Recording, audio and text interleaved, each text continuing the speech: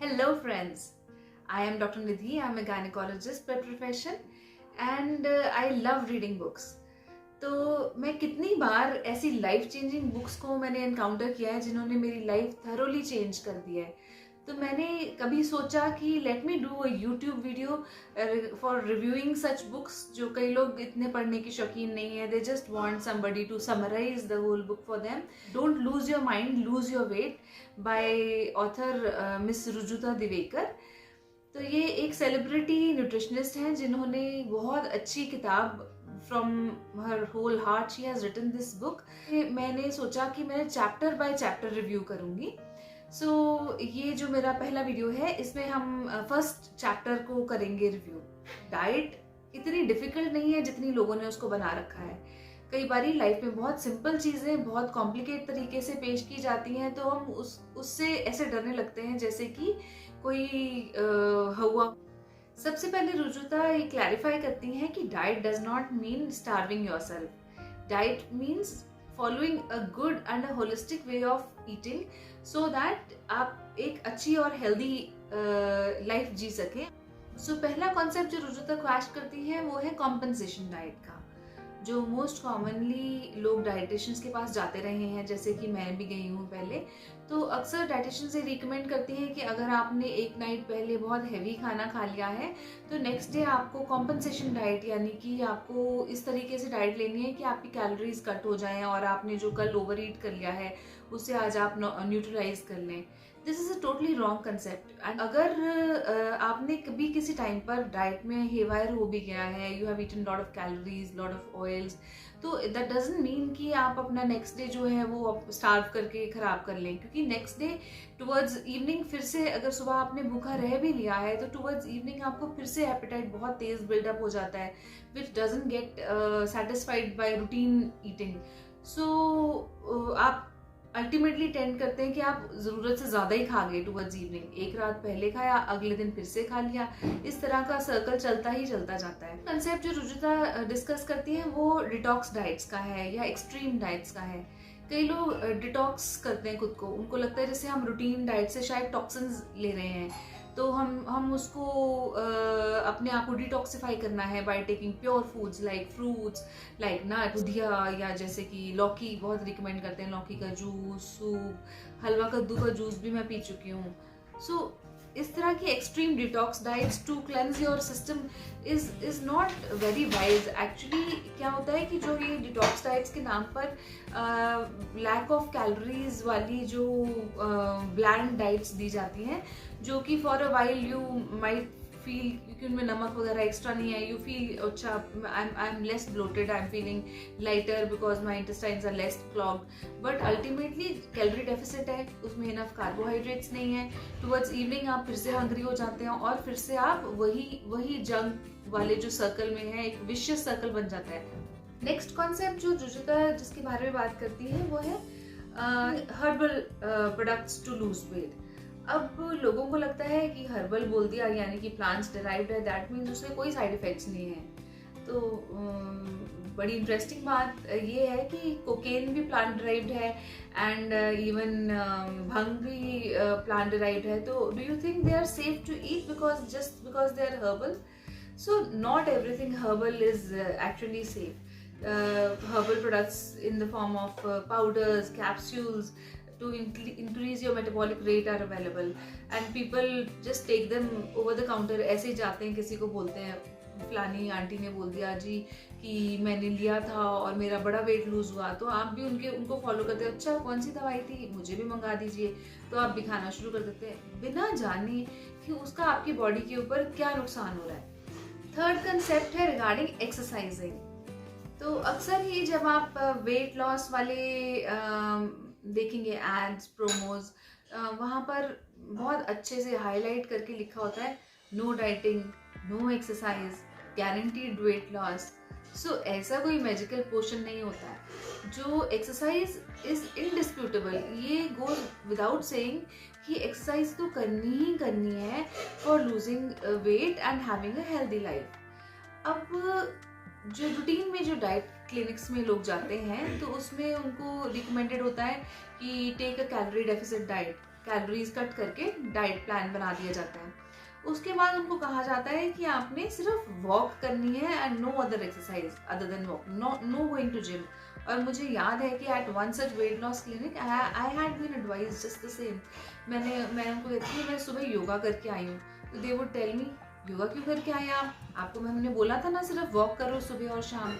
The reason behind it is कि जो walking है it is just a means of mobility और locomotion. ठीक है, इससे कैलोरीज बर्न होती हैं, बट इसमें जो हम कहें कि अगर मसल मास बिल्डअप होता है वो नहीं होता।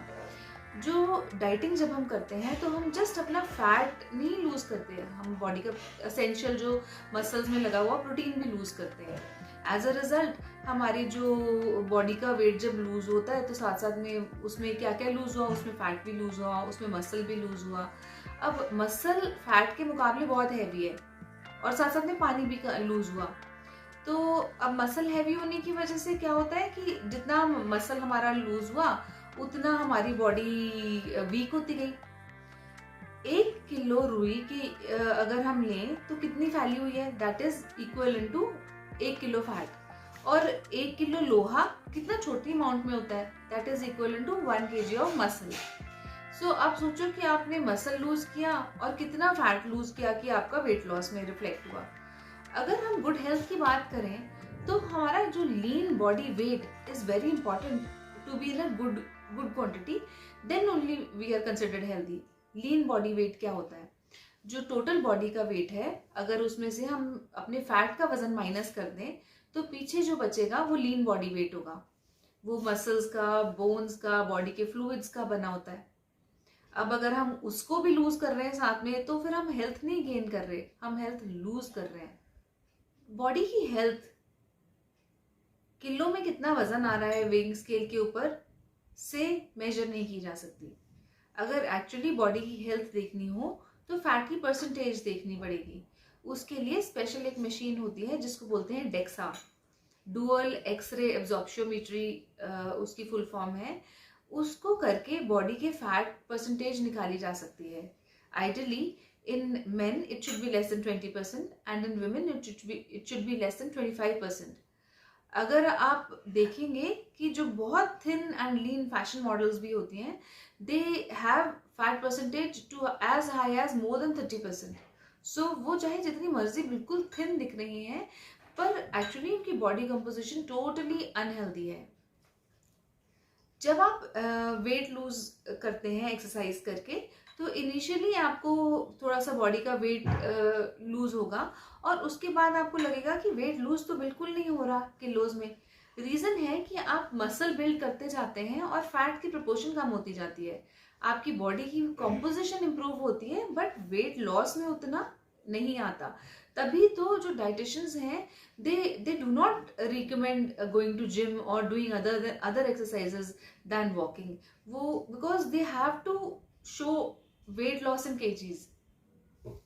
नेक्स्ट रुजुता बात करती हैं कि जो एक पर्टिकुलर डाइट प्लान है वो सबके लिए सेम नहीं होता।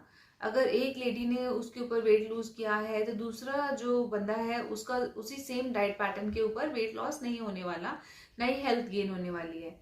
सो इम्पॉर्टेंट ये है कि हम ये जाने कि हमारा जेनेटिक, हमारे जीन्स के हिसाब से हमें क्या डाइट प्लान सूट करता है, हमारी एज क्या है, हम क्या काम करते हैं, हम कितने एक्टिव हैं, उसके ऊपर डिपेंड करेगा कि हमें क्या डाइट लेनी चाहिए। ऑयल और फैट फ्री फूड के बारे में जैसे सूखा भेल या डाइट चकली, डाइट चिड़वे, डाइट पोहा, कितना कुछ मार्केट में अवेलेबल है, डाइट चिप्स और डाइट बिस्किट्स जो कि हम सोचते हैं हेल्दी है।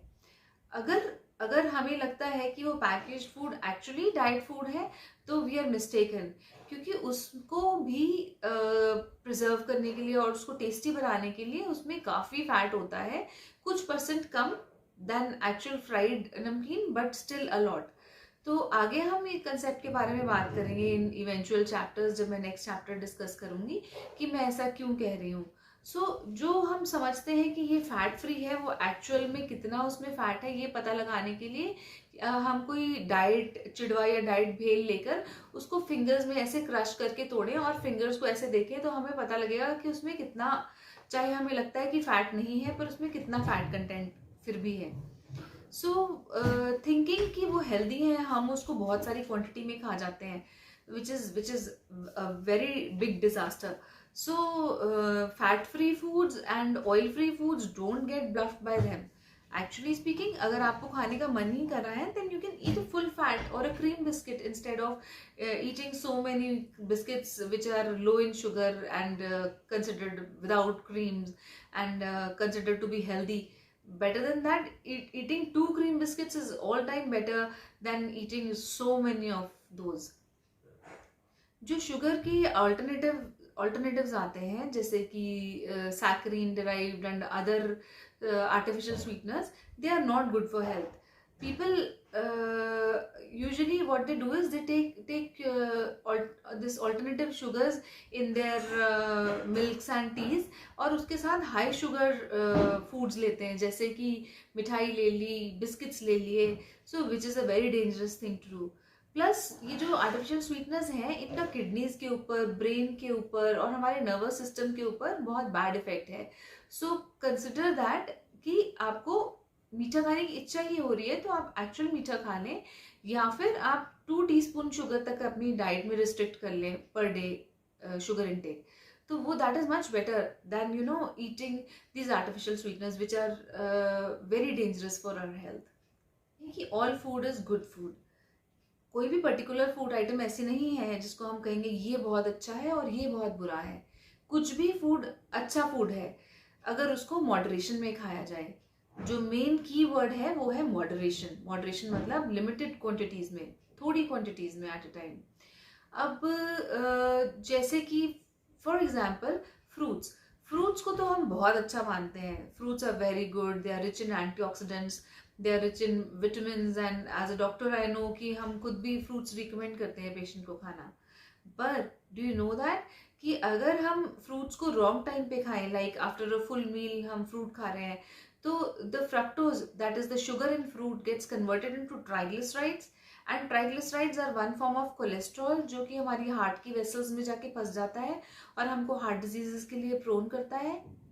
So even fruit if eaten at a wrong time and in excess is not good for health. तो हर चीज जो है उसको हमने मॉडरेशन में लेना है. पीछे न्यूज आई थी कि जैसे सोयाबीन और उसके प्रोडक्ट्स बहुत गुड हैं हेल्थ के लिए, बहुत हाई इन प्रोटीन है.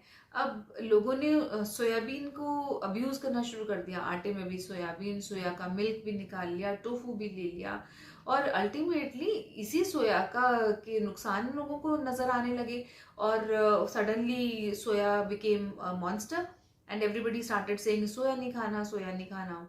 सो इम्पॉर्टेंट ये है जानना कि अगर सोया को मॉडरेशन में लिया जाता तो फिर इतना बैड इफेक्ट नहीं होना था. Even eating soya in excess can lead to breast cancer, क्योंकि जो सोया है उसमें ईस्ट्रोजन जैसे, प्लांट डिराइव्ड ईस्ट्रोजन जैसे प्रोडक्ट्स रहते हैं जो कि मीनोपॉज के बाद वाली लेडीज के लिए बहुत अच्छे समझे जाते हैं. पर फिर वही बात, मॉडरेशन इज द की.